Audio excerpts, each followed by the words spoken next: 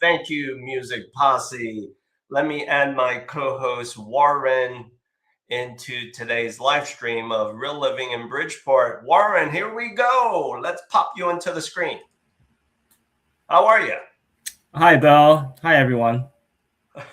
Hey, social media friends, everyone. You didn't miss anything. Warren and I had to take a little bit of a pause the past 2 months.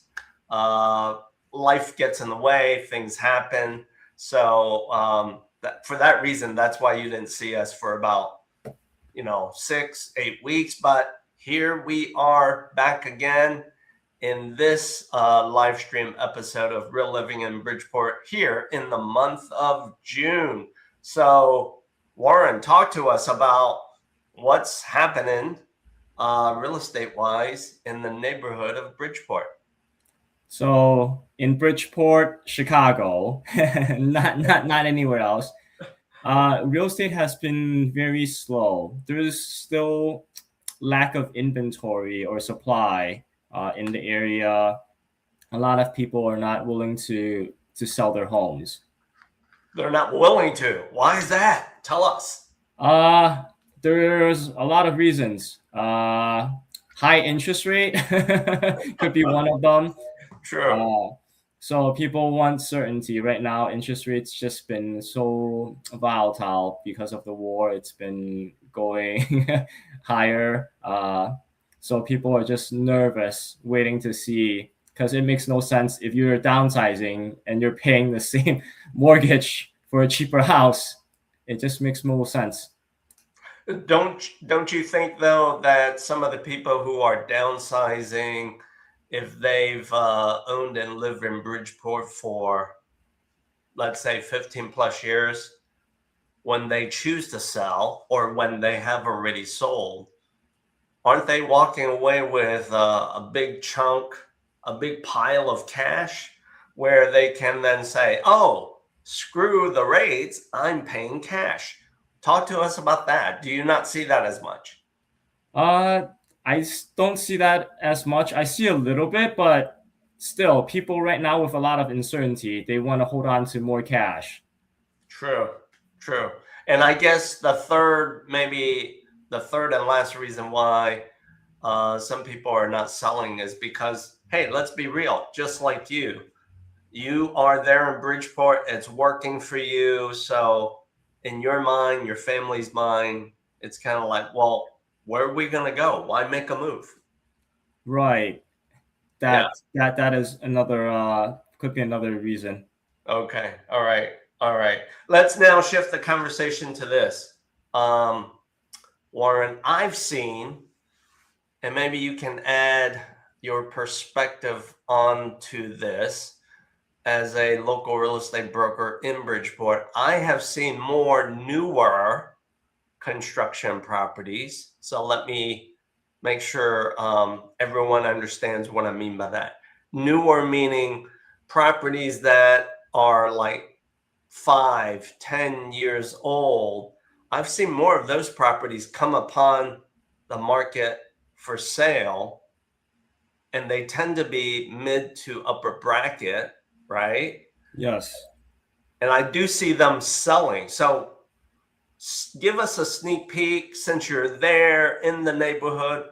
Why are those property owners selling those newer construction homes?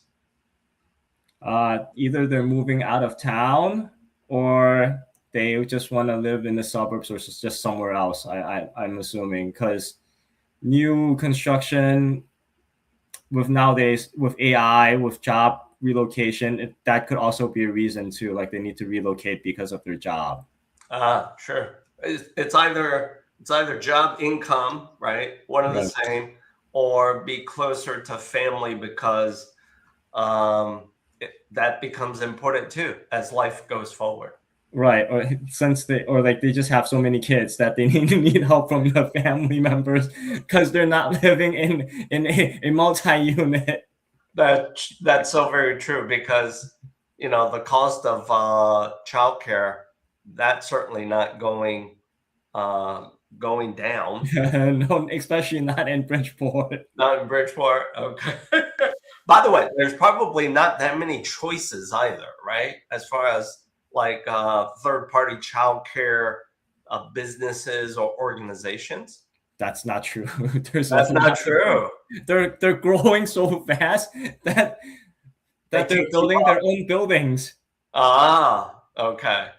All right. So let's shift the conversation to this part now.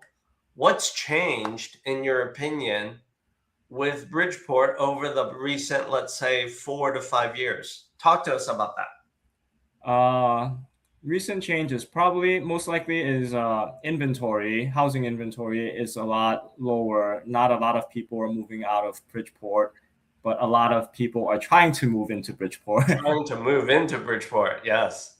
Yeah, that's why the houses are getting, like, especially new constructions, since you talked about it, is getting more and more expensive. Right. Like pre-COVID, a new construction here was roughly around like 500, give or take, 500 to 600. Yeah. Now it's between 9 to 1.25 million. Wow. 900 to 1.25. So yes. And are some of the property owners buying the newer construction properties, are they kind of getting hit with the sticker shock of property taxes going up as well? Yes, because property taxes in Bridgeport has risen a lot. Wow, really? Okay. I get you. What else is happening, changing with Bridgeport? Do you see a more diverse blend of cultures? For the most part, Bridgeport in the past was Italian, transition to Asian. Do you see that changing going forward right now? Well, I mean, Bridgeport has always been like the most diverse neighborhood out of the 77 neighborhoods in Chicago, or 76, 77. But it hasn't been changing much, but like it's just like people come and go, but it's still very diverse. A lot of new businesses are opening up. The theater, the Rumava theater was just recently opened up, and then that's bringing like a lot of attractions from like people outside of the neighborhood to come in to watch shows and things like that. Okay. Give us an example of a show that just showcases itself in the theater. That I have no idea. I've never been. You've never been? I haven't been yet. Not yet. Okay. Not All yet. right. Soon.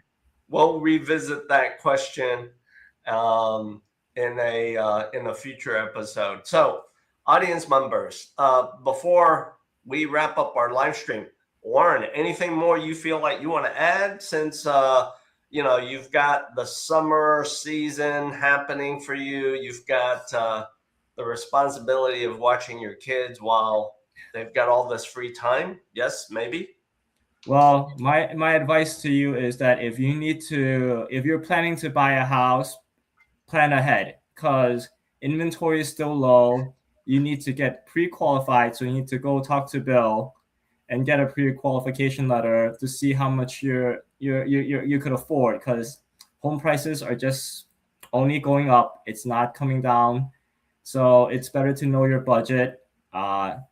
and see and plan out to need to know like if you need to do anything to like increase taxes, if you're like a 1099, like ways to help you get approved. Right. So you don't have to be last minute rushing to get everything done and then have to get hit with a even higher home price when you're ready. Yeah. And this part, I think I know. It's not surprising, right, Warren, to have multiple generations own and occupy a real estate property, like a multi-unit or even single family home for that matter, right? Right.